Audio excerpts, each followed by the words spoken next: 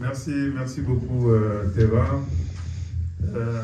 Avant de commencer, j'aimerais bien rendre un hommage au nom de Taxawu Sénégal, au nom de la coalition Khalifa Président, rendre hommage à notre sœur, notre camarade, notre amie, Jacqueline Basse.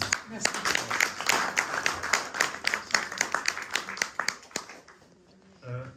Jacqueline est un exemple de militante. Elle parle très peu, elle agit beaucoup.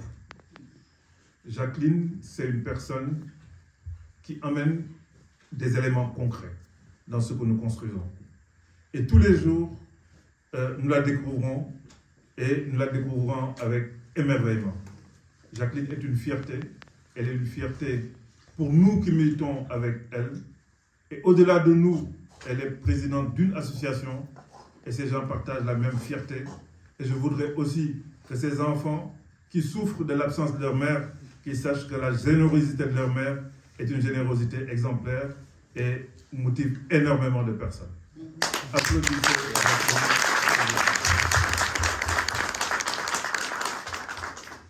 Je voudrais aussi remercier notre honorable député, Ndeye Satta Diop. Je crois que tous les Sénégalais qui regardent ce qui se passe au niveau de l'Assemblée nationale la découvrent dans sa combativité, dans sa pertinence et dans sa capacité à emmener des sujets concrets. Nous savons que depuis plusieurs années, par exemple, beaucoup de Sénégalais qui portent des noms de famille à consonance dite étrangère, on leur exige d'emmener des certificats de nationalité pour être sûr qu'ils sont sénégalais. Donc, dans ce pays, je suis désolé, si on ne s'appelle pas Diop, si on ne s'appelle pas Ndiaye, et si on a la malchance de s'appeler même Diallo, Mendy, Gomez, etc., on peut se demander si vous n'êtes pas de la Guinée-Bissau, du Cap-Vert, etc. Ce sujet-là, qui hante beaucoup de Sénégalais, c'est notre camarade Ndeye Satta Diop qui a emmené ça sur la table et qui a interpellé le ministre des Affaires étrangères sur cette question qui est quand même une question de discrimination qui est inadmissible. À ma droite, j'ai ma sœur, ma camarade et compagnon de lutte. C'est une femme qui a consacré quasiment toute sa vie au combat socialiste. Elle fut une étudiante courageuse, remarquée à l'université, parce qu'à chaque fois qu'il y avait des assemblées générales, elle bravait les foules pour défendre ses convictions. Et hier, elle a fait preuve de courage dans une manifestation organisée au nom des citoyens sénégalais. Même pas au nom des organisations politiques, mais au nom des citoyens sénégalais. Et je pense qu'elle est restée un peu sur les annales de la combativité. Ce qu'ils ne savaient pas, c'est que chez nous, la notion de minorité n'existe pas. La seule chose qui importe pour nous, c'est la force de nos convictions. Nous pouvons être seuls devant des milliers et des milliers de personnes ne partageant pas les mêmes valeurs, mais nous restons dignes et elle a bien incarné. Nous sommes fiers de toi. Oui.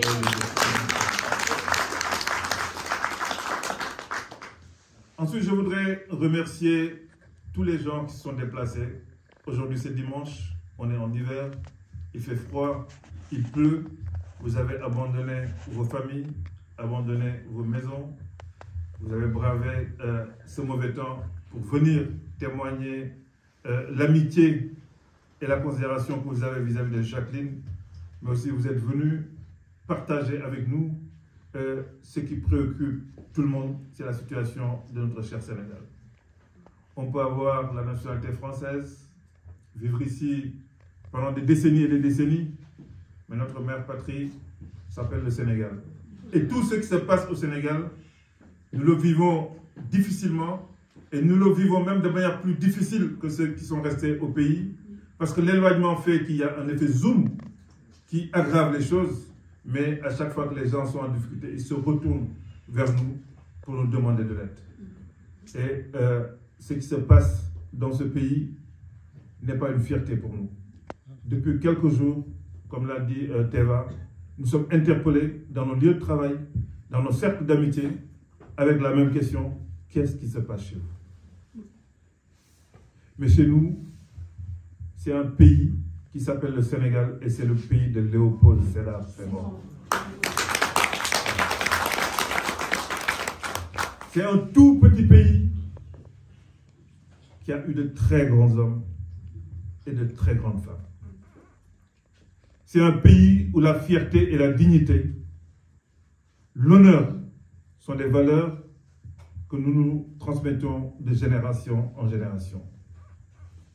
Il faut se poser une question, comment se fait-il que dans un pays où il y a 90, voire 95% de musulmans, que le premier président de la République ait été un chrétien? Un chrétien qui a fait l'unanimité, de par ses valeurs humaines, de par ses compétences intellectuelles et de par sa capacité à comprendre la société et à mettre toute cette société en marche dans une dynamique prospective. Dans le pays de Léopold Sédar Senghor, on ne tire pas sur les citoyens. Vraiment. Dans le pays de Léopold Sédar Senghor, on accepte qu'il y ait des gens qui ne partagent pas les mêmes opinions que nous.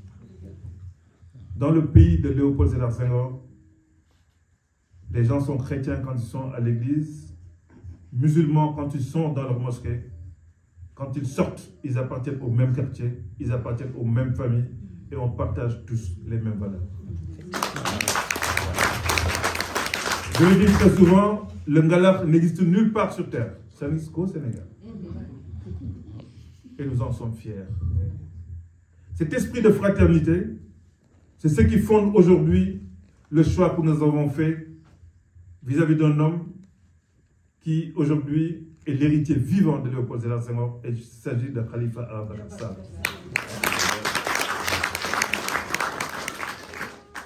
Et souvent, quand on lui demande, d'ailleurs dans toutes nos réunions publiques, il dit qu'il est mondial. Parce qu'il a grandi dans ce milieu. La jeune fille qui a pris la parole a un nom, et Khalifa Teva Gomis, elle s'appelle. Khalifa avait aussi une chambre chez eux. Donc il a grandi dans ce milieu-là. Il sait ce que signifie le partage, il sait ce que signifie la générosité.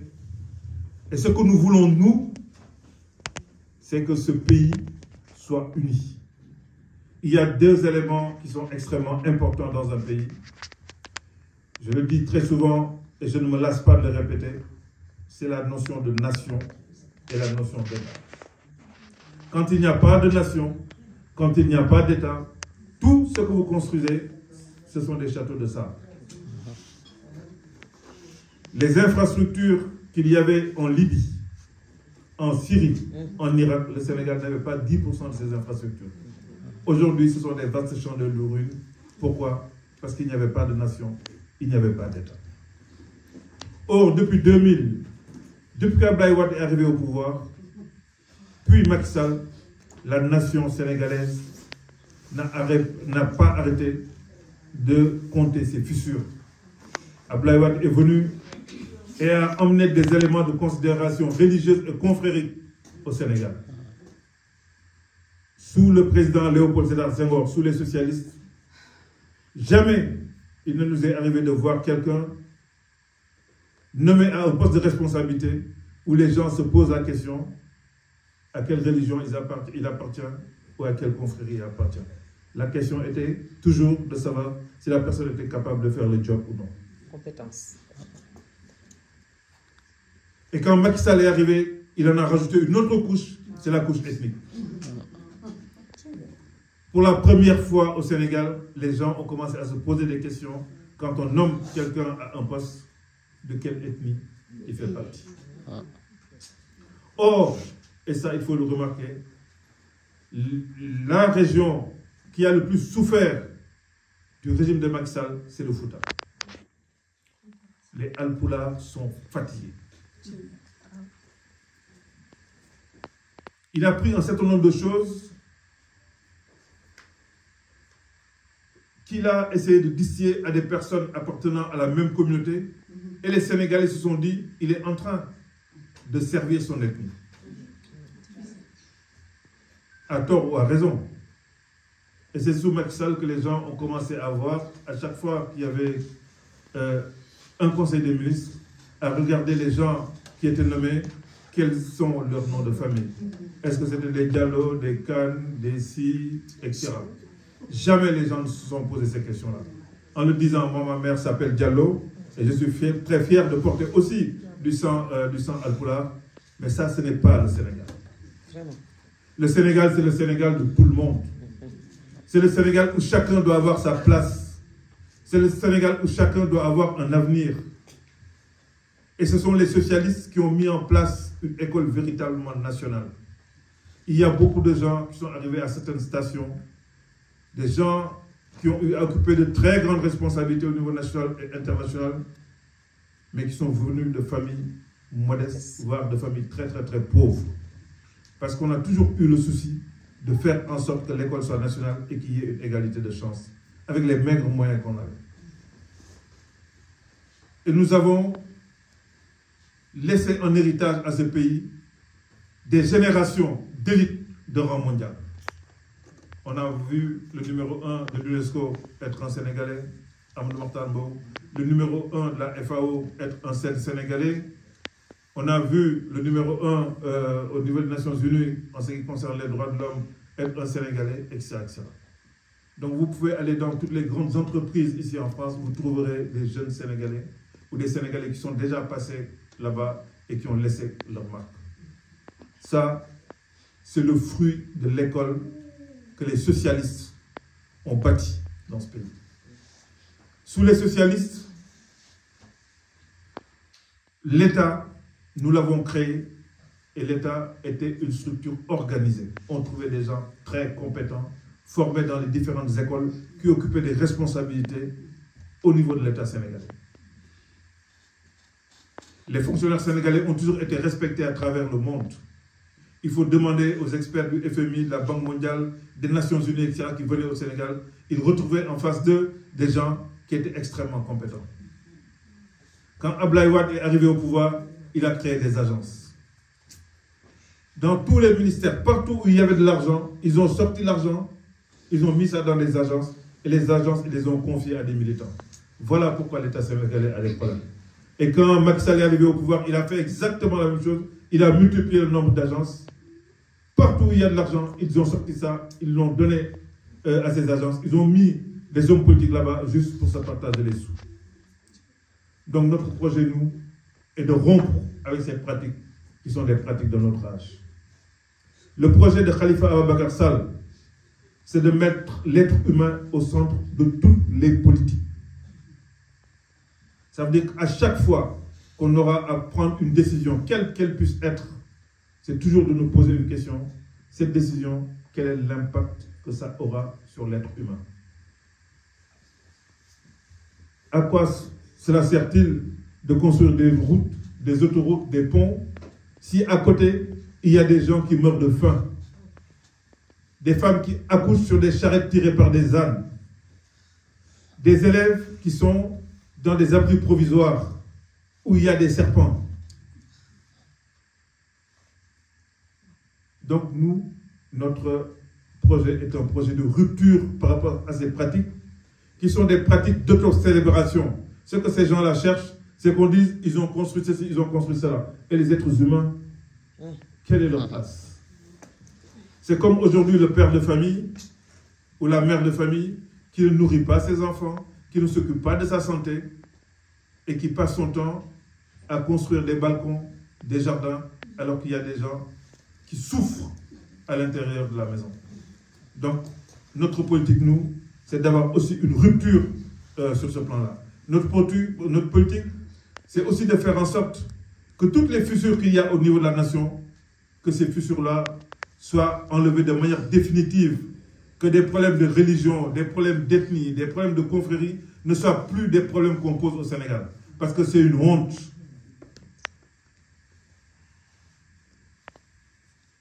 Notre politique, c'est une politique d'égalité des droits, d'égalité des chances. Aujourd'hui, nous voyons aussi ce qui se passe au niveau de beaucoup de zones urbaines où on compte de plus en plus des gens extrêmement pauvres et à côté, des gens qui ne sont sortis de nulle part et qui, à cause de la politique, sont devenus des milliardaires. Ce génie-là, c'est le génie des libéraux. Comment peut-on imaginer, dans un pays comme le Sénégal, voir un homme qui n'est sorti de nulle part comme Farba Ngom devenir milliardaire ou gérer la stratégie parlementaire de la coalition au pouvoir? C'est avec les libéraux qu'on a vu des gens sortis de nulle part devenir ministres, devenir députés. Et en le disant, je me retourne vers ma camarade Lesatala en pensant à une personne comme Kouramaki. Qu'est-ce que ces gens ont à faire dans une assemblée nationale? Qu'est-ce que ces gens ont à faire dans une assemblée nationale?